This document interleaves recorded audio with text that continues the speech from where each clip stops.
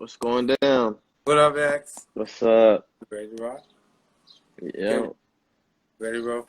I want to thank everybody for joining us today on our Mayweather Promotions Live with our special guest today, none other than the X-Man himself. What's up? 15-0, 11 big KOs. Yep. Sacktown. Yep. That's my hometown. Ready to rock and roll? Yep. Okay. We got quite a few people in the queue. Oh, we got some people from Sac and online. We got DC in the house, Brooklyn in the house, Richmond, Virginia, Yep. Vegas. What's up, Escobar? 2020 Vision in the house. Cali in the house. Ireland in the Sacramento. house. Columbia. Compton in the house. We got some everybody up in here, X. So let's get started with some fans. Yes, Okay. sir. First question. Darkify on Instagram. Xavier, if you weren't a boxer, what would you be doing? I'd probably be a real estate agent. I like real estate. So, because when I was younger, my parents would go look at houses. That I would always like to go with them. So I think that's something I would do. Oh, so you're looking at you is this something your family is into real estate? No, not really. It's just something I've liked. So, with this boxing, I plan to be an investor with that too. Most definitely. Always got to think big picture, long term. Yep. Okay. Next question. Tickle my finger on Instagram. At what age did you realize you had the boxing ability to become pro, Xavier? Honestly, it wasn't probably till I was 16 or 16 or 17 because I was good. I knew I was good, but I was getting in trouble a lot.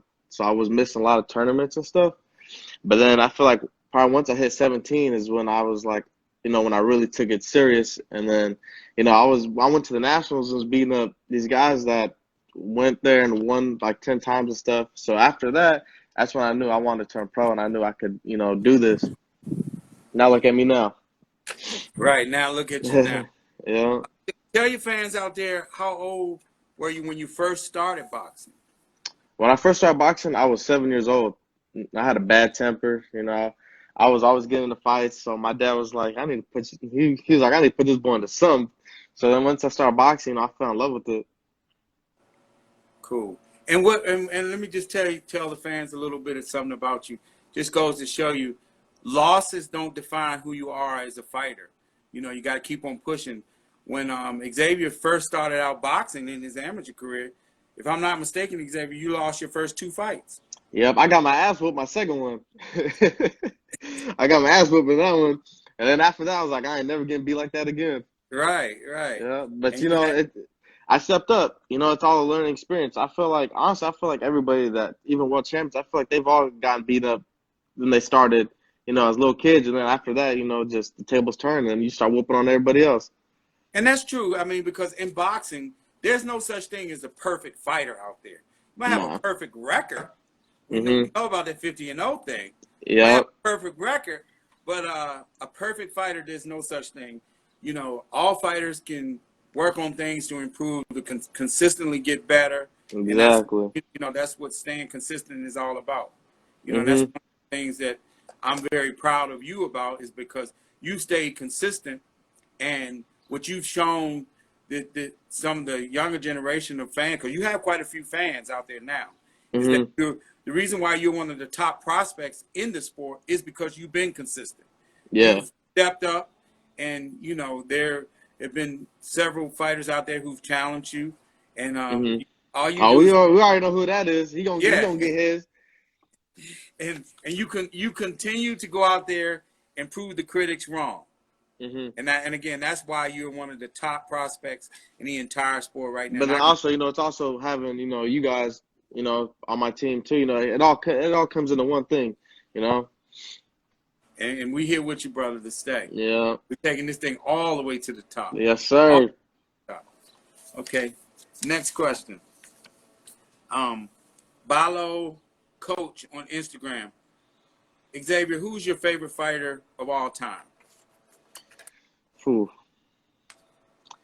You always gotta say Floyd because Floyd You don't Floyd have changed to the say game. that. You just No, I have know, to. but but I'm saying as a game changer, in business wise, Floyd has to be number one. But I think as fighting wise, I'm gonna go with Roberto Duran. Okay. That's a mean dude right there. Yeah, man. He didn't care who you was. He was always shit talking and everything. So I'm gonna go with him. Man, in multiple divisions, Yep. he was a beast. He was Yeah, a he was. yeah. He's one of my all-time favorite fighters too. A Mhm. great fighter. Okay. Corruption Dragon on Instagram.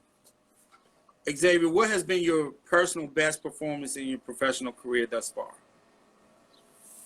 Mm, man, that's a tough one because I just keep knocking. I keep knocking them down. For me, I'm gonna have to say my last one, honestly. Even though it only lasted, 21 seconds, but I went in there just thinking, like I gotta steal the show. This is my show, and I went in there and did what I had to do, and knowing who my past opponent has fought, I wanted to go in there and show them that, I ain't gonna have no trouble. People went some rounds with him, so I wanted to make it seem like this guy was nothing. And I went out there and did that. Cool. And that's what up. It's just staying consistent, going there each and every time, going Hmm. out there, being impressive, and giving the fans what they want to see. Exactly. Okay. JD G Man on Instagram. Have you had more KOs in your left hand or your right hand? Shit, I got prime both hands. I'm gonna have to say my left hook though. The past couple ones been my left hook. That thing is sweet too. I ain't gonna lie. I ain't gonna lie. It's funny when my assistant coach calls it the swing blade. He calls it the what? The swing blade. Chopping motherfuckers down, huh? Yeah. Okay. Kansas City in the house. Princess, what's up? Okay. Emil 17 on Instagram. What is it like being a professional fighter? It's fun. You know what I'm saying? Like, I don't really look at it as like a job because if you look at a job, you're not gonna enjoy it. But it's a fun thing to do because I'm doing something that I love to do, and it's tough at times, physically and mentally. But you just gotta keep pushing. I feel like every professional fighter goes through things. It's not easy. It's not easy. It's not an easy ladder to climb, especially when you want to be at the top. But I enjoy it and I love it. Cool. Okay. Aiden Hopkins on Instagram. Do you represent the 530 or only the 916? I represent whole Northern California. That's what's up. Yeah, We taking on all prisoners. exactly. We taking over everything. We ain't playing. Good. Okay. Alan DJ on Instagram. Would you like to bring a big fight to your hometown of Sacramento? That's the plan. A lot of people have been asking me that, so I want to sell out that Golden One Center, but we ain't in no rush. We're gonna bring it here soon, though. And everything that we do, we take our time. Because Mhm. when you rush to do things, that's how you trip up and you make mistakes. Exactly. That's how Exactly. and we ain't got no So. time. We're gonna line these guys up, Mhm. and one by one, we're gonna knock them down. That's what. Exactly, and I feel like the perfect example of patience is Floyd right there. That's why I said, as far as game wise and business wise, Floyd is a perfect example of taking it slow. Because if, like you said, if you go too fast, you're gonna trip and fall. Yeah, and what's the rush? What's the rush? Exactly. You're 22 years old. Mhm. You'll be 23 in October, I think. Yep. Yeah. So you have a We got a long way. very bright future ahead of you, and we're just very excited. Yes, sir. What's lying ahead?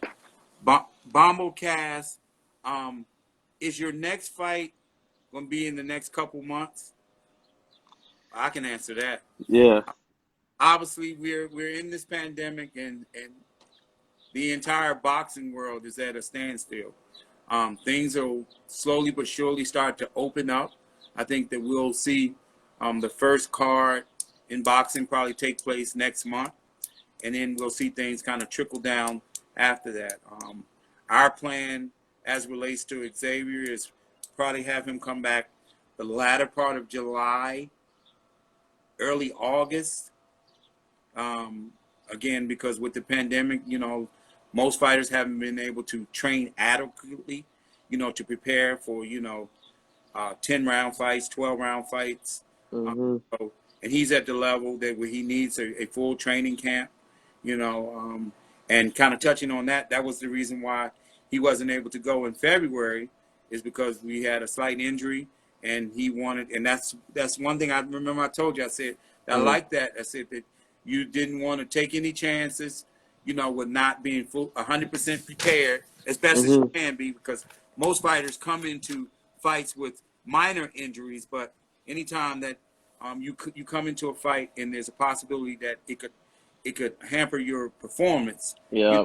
And when you have a bright career ahead of you, it's no point in pushing that off. off. But that goes back to being, impatient right there. There you go. And we had a great conversation about that. Yeah. Great conversation about that. Okay. Joe Nixon on Instagram. Xavier, is there anyone you would like to fight next? I don't say next. Everything's like we just talked about. Everything's a building process. But I do want Chris Colbert. In the upcoming years, I want him. Me and Leonard already talked about that, and like I told him, Chris Colbert gonna talk himself to an ass whooping. So, but he got to be patient for that one. Yeah. He know what time of day it is. He do. He's a solid dude, but he know what time of day it is. Okay, cool. Alonzo Sanchez 916 on Instagram. Where do you see yourself in 5 years, Xavier? A world champion, and probably 2 weight divisions, and just giving the fans everything they want, and bringing the fights to Sacramento, and hopefully have all my fights here when I'm a world champion. Cool. What is the highest weight limit that you think your body could take you in your career? I think maybe towards the end, 147. I think that's what we can finish off at. Cool. But one thing about what I love about this generation of fighters is there's a lot of young, outstanding talent and a lot of good fights to be made, especially in the 30, 35-pound weight classes. There's a ton. This weight class is hot. It really is. It really is. I was just kind of I was talking with Stephen it was a couple days ago, and we were kind of just talking about the junior lightweight and the lightweight divisions, just all the talent that's there. And the good thing about what I like about those divisions, everybody's young.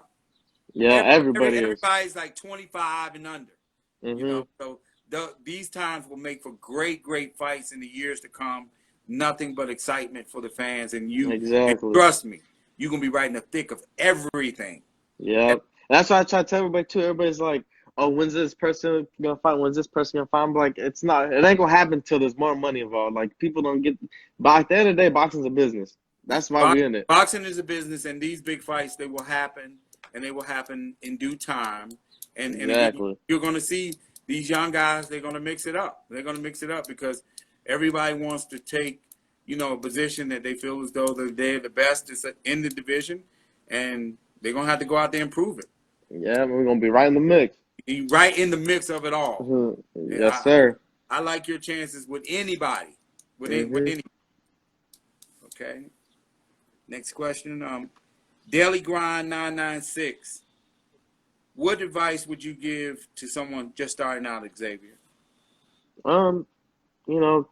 Have fun with it. Don't try to be, don't take it too serious. Have fun with it because, when you're just first starting out, you don't want to automatically try to be like, say, get up to my level. You want to, gradually get up there and just enjoy the sport. And then, the more you start doing it, then, take it more seriously. But just have fun with it. Cool. Who do you think are the top fighters at 130 pounds in your eyes? I know who the champions are, but who do you think that the top dogs at 130? Well, you know, you got Leo. Yeah, Leo. You got, you know, Gary Russell, but I think Gary Russell's moving up to 35. Shit, I think JoJo Diaz is actually pretty good. You know, Yeah, this, he's solid. you know, like I said, the whole, like we were just talking about, the whole 130-pound is stacked. It's. I think it's one of the most stacked divisions. I remember 147 used to be stacked. Now it's like the lower Still weight is, classes. though. Still is. It still is, but 47, now, 54. yeah, it's all getting stacked. Boxing is, I'm telling you, we got a lot of good fighters out there. Yep. That's why, you know, You know, I'm excited for this. yeah, I You think know, with the whole reset, you know, with this pandemic that we're going through, it's a lot of good matchups to be made, and I think, exactly. you know, I've spoken with a couple of promoters, and you know, guys are just looking to, you know, make big fights now. So we're gonna see what's happening. There's been a Yeah. lot of talking while we've been under this pandemic. You know, with fighters out there, they just speaking out of turn. So we're gonna see what's up. Yep. We're gonna really see what's up now. When outside opens back up, we're gonna see who's for real. Yeah. Exactly. Okay.